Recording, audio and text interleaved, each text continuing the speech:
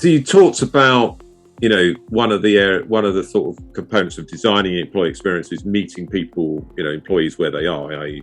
people that are customer facing or something versus maybe people who are currently working from home or working hybrid. I'd love to understand a couple of things. Number one, personas.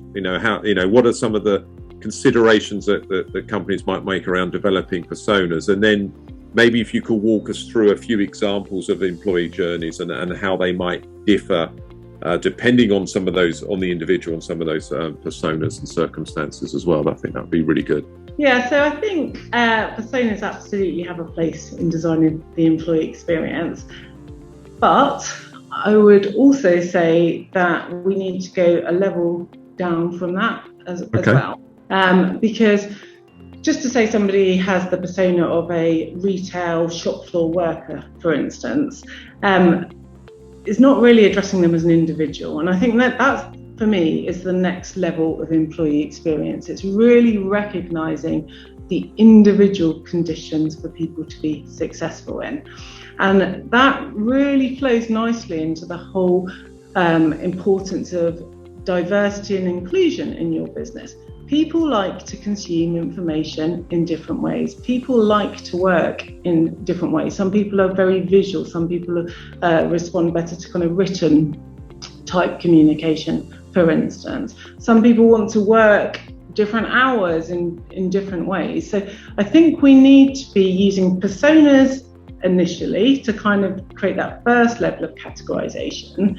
But I think if we're going to truly design great employee experiences, we need to be building basically a digital twin of every employee. And within that digital twin says to us how the employee likes to work, what's the performance conditions for this individual, how do they perform best, what tools do they like to use, how do they like to consume information, what devices do they like to use in order to connect with us, and then make sure that we can design experiences that can cater for all of those different kind of variables, if you like, which you might think is quite a big challenge.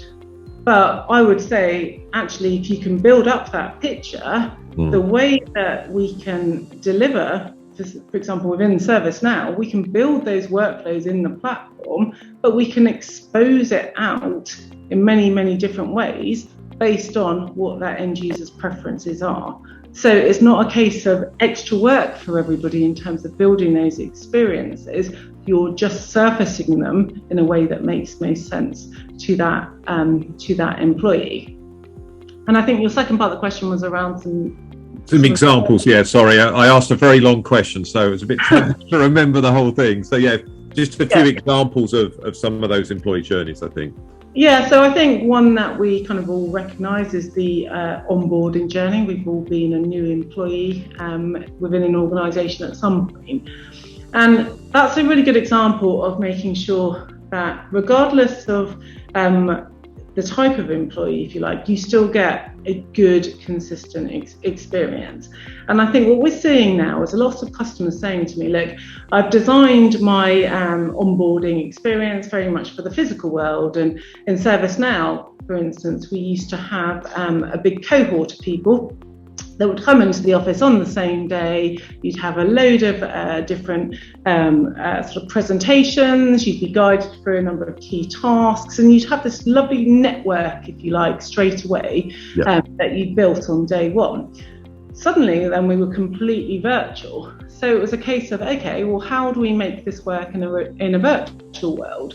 And so we still have that cohort of people that come together. We now have channels that are set up, so you still got that network immediately on day one.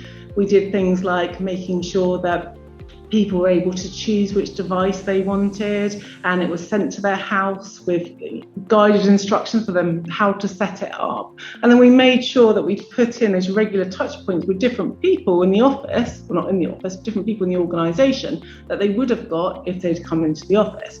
So we kind of modelled it or replicated it as best as we could in a virtual world. Now we're in a scenario where we're thinking about, okay, well, what does it look going forward? It needs to work for both. It needs to work for both the virtual and the physical world.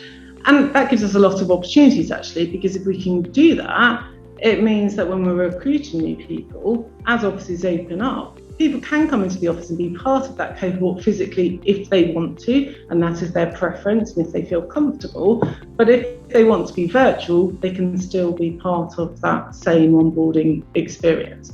So I think there's a really important piece here, which is to think about, when you're designing those experiences, how can it work for the different kind of contexts that you will be in. I think, again, other examples are around when we're helping employees getting access to services. Again, thinking about if an employee has an issue around their payroll, for instance, you need to be thinking, well, how does this work if you're in the office? But how does this work if you're out on the shop floor? Or you could be out on a farm, in a field. So again, how can we give everybody still a really good experience, give them what they need to satisfy that request, regardless of the type of role that they are, that they're in, really. In this series, we will be speaking to a range of senior leaders who are pushing a data-driven and digital HR agenda. Make sure that you subscribe via your podcast app of choice and also via our YouTube channel for free and regular interviews with the digital HR leaders of the future.